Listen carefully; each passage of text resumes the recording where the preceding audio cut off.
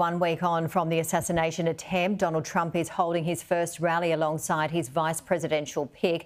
Let's go live to Trudy McIntosh in Washington. Good afternoon to you, Trudy. What are we expecting? Well, Janie, it's going to be back on stage for Donald Trump, a place he rather enjoys, I'd have to say, being in front of all of his supporters. He gets to riff for sometimes more than a few hours. This is going to be a big moment, though, in this campaign. Just this time last week, Donald Trump nearly killed by a would-be assassin who was on top of a rooftop nearby his Butler, Pennsylvania rally. These pictures, iconic. His fight mantra, now something you hear every time Donald Trump speaks. We saw that at the Republican convention all of this week. This is now an indoor event today in Grand Rapids, Michigan. Security on incredibly high alert, as you would expect. The Secret Service reportedly asking local law enforcement to send additional people. The road shut down around the area. They want to do everything they can to ensure today goes as smoothly as possible. As for Donald Trump's message, well, we heard a bit of it in a quite lengthy speech as he accepted the nomination at the Republican convention. And he used that as an opportunity to also announce his vice presidential pick, J.D. Vance, the first-term Ohio senator. He's in that neighbouring state next to Michigan.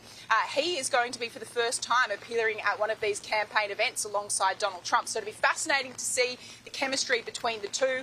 Part of the reason to pick J.D. Vance, he's a convert to the MAGA message, having previously said critical things about Trump back in 2016.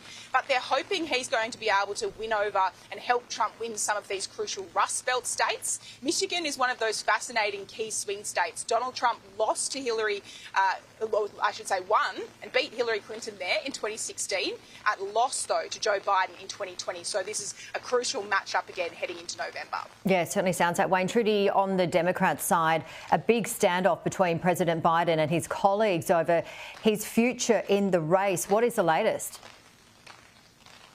Well, he's still holed up at his home in Delaware. We haven't seen him publicly in a number of days. He's got COVID-19. He's continuing to get antivirals. We get a daily update from the president's physician, and he says he's continuing to be on the mend, but he's still got a hoarse voice and a cough. But Joe Biden is remaining increasingly defiant. He is ignoring, it seems at this stage, calls from his colleagues, more than 35 of them now, who want him to bow out of this race for the good of the party and for the good of the country. They believe he can't beat Donald Trump in November. This has been dismissed, though, by the Biden camp as just a push from the elites, that it's not actually what real Democrat voters actually want him to do. Well, on that, outside the White House here in Washington today, we saw this small group of everyday Democrats rally there today to send their message directly to the president. Working to make sure that the voices of regular Democrats are heard, the supermajority of Democrats who believe that it's time for President Biden to pass the torch. We are here to say thank you so much for everything you've done for all of your public service, and to say it is time to pass the torch so that we can have our best chance of winning in November.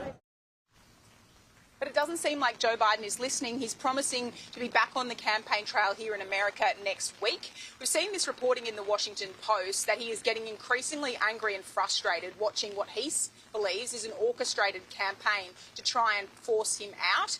He is angry, according to the Washington Post, at former President Barack Obama, the former House Speaker Nancy Pelosi, believing they're behind this push to see him shown the exit ahead of the November election.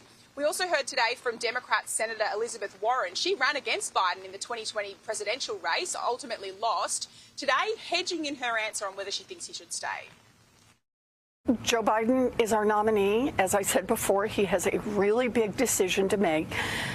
But what gives me a lot of hope right now is that if President Biden decides to step back, we have Vice President Kamala Harris, who is ready to step up, to unite the party, to take on Donald Trump, and to win in November. We saw today, too, NBC News reporting that Hillary Clinton and Bill Clinton both have been privately telling those around them that they don't want to see Biden drop out of this race, and are also encouraging donors not to stop giving money to President Biden. Janie?